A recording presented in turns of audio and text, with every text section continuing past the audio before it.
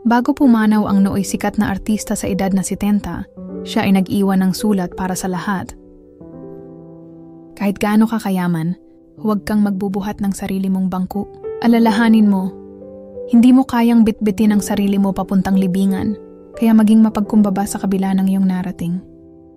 Kahit gaano nakataas ang narating mo, hindi mo pa rin alam ang mangyayari sa hinaharap. Alalahanin mo, hindi mo hawak ang iyong buhay, kaya wag mong isipin na mas nakakaangat ka kaysa sa iba. Kahit gaano kabilis ang takbo ng iyong sasakyan, hindi mo pa rin kayang kontrolin ang oras. Alalahanin mo, lahat tayo ay may tig 24 oras araw-araw, kaya pahalagahan mo ang bawat minutong nabubuhay ka. Kahit gaano kalaki ang iyong bahay, hindi lahat ng espasyo nito ay napapakinabangan mo. Alalahanin mo, iisa lang ang sukat ng ating paglilibingan, kaya magpasalamat ka sa maliit at malalaking biyaya. Kahit gaano karami ang pumupuri sa iyong ganda, huwag kang masyadong maginarte, kumukulubot din ang iyong balat. Alalahanin mo, mas dinadayo ng turista ang mga unggoy at gorilya.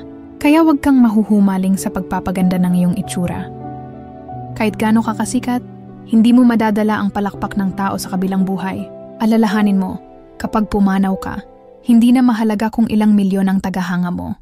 Ang mas mahalaga ay kung ilang tao ang iyong natulungan at napasaya. Kahit gaano karami ang ari-arian mo, hindi mo ito maisasama sa iyong huling hantungan. Alalahanin mo, sa dulo ng lahat, pangalan mo lang ang nakaukit sa lapida mo, kaya huwag mong ibuhos ang buhay sa material na bagay. Mas mahalaga ang pagmamahal at kabutihan. Kahit gaano ka katalino, hindi mo pa rin kayang unawain ang lahat ng bagay sa mundo.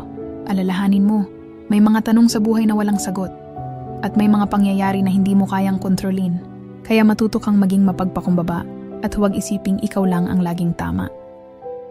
Kahit gaano kadami ang iyong kaibigan, darating ang panahon na iiwan ka rin nila. Alalahanin mo, sa oras ng iyong kahinaan at pagdadalamhati, tanging tunay na pagmamahal at pananampalataya ang masasandalan mo. Kaya pahalagahan mo ang mga taong nagmamahal sa iyo nang walang hinihintay na kapalit. Kahit gaano ka kaabala, hindi mo dapat kalimutan ang iyong pamilya. Alalahanin mo, sa huling yugto ng iyong buhay, hindi trabaho, pera, o kasikatan ang iyong hahanapin, kundi ang init ng yakap ng iyong mga mahal sa buhay. Kaya ipakita mo sa kanila ang iyong pagmamahal habang may panahon pa. Sa kabila ng yaman at tagumpay ko, wala akong magagawa upang pigilan ang oras. Hindi ako naiiba sa inyo. Lahat tayo ay may katapusan. Kaya habang may pagkakataon pa, magmahal, magpatawad at ipamahagi ang biyaya sa iba.